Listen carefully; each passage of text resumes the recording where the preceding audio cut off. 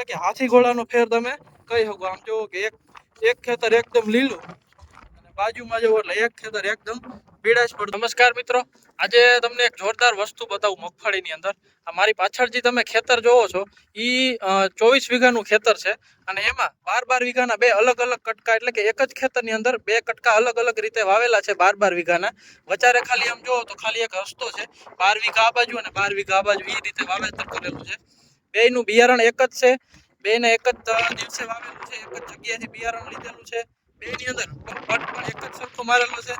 તો અત્યારે આમ જોવો તો એક ખેતરની અંદર એક 12 વીઘાની અંદર તમે જોવો કે એકદમ પીળાશ દેખાય છે।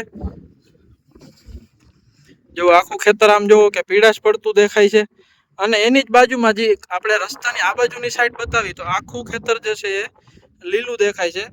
એક જ ખેતર છે, પાણીનો કાંઈ પ્રશ્ન નથી, બેયમાં સેમ કન્ડિશન છે, પણ છતાં આ ફેરફાર જોવા મળ્યો એનું કારણ શું હોઈ શકે?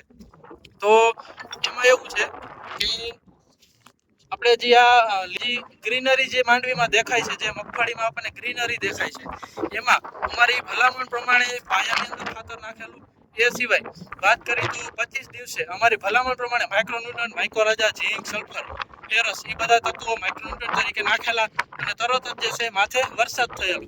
અને આની અંદર પણ સેમ 25 દિવસે ટ્રીટમેન્ટ કરાવેલી અને એમાં પણ માથે વરસાદ થયેલો। આમાં આપણી ભલામણ પ્રમાણે જે ગ્રીન મગફળી દેખાય છે એમાં આપણી ભલામણ પ્રમાણે સારી ટ્રીટમેન્ટ કરાવી, માઇક્રોરાજા નખાવ્યું, માઇક્રોન્યુટ્રન નખાવ્યું, જેથી કરીને તમને એમાં સારામાં સારો ફેર દેખાય છે।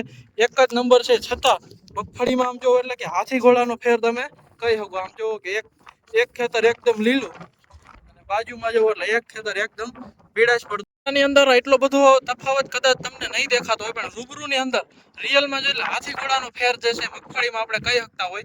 પણ જો તમારે પણ આ રીતે સરસ મજાની જો ટ્રીટમેન્ટ કરાવવી હોય તો શરૂઆતથી જ જો તમે અમારી સાથે જોડાયેલા રહ્યો અને પહેલેથી છેલ્લે સુધી જો ટ્રીટમેન્ટ સારામાં સારી અમારા દ્વારા કરવામાં આવે એટલે તમને એમાં 100% જે છે પરિણામમાં આ જ રીતે 100% જે તમને દેખાઈ રહ્યું છે આ જ રીતે તમને સરસ પરિણામ મળી શકે। જો કોઈને અધકચરી ટ્રીટમેન્ટ કરાવી હોય તો મહેરબાની કરીને અમારી પાસે આવવું ને અથવા તો અમારી સલાહ લેવી નહીં। જો કોઈને સંપૂર્ણ ટ્રીટમેન્ટ કરાવ્યું હોય તો જ જે છે અમારો કોન્ટેક્ટ કરવો અથવા તો અમારા ઓમકાર એગ્રો એજન્સીની મુલાકાત લેવી। ધન્યવાદ।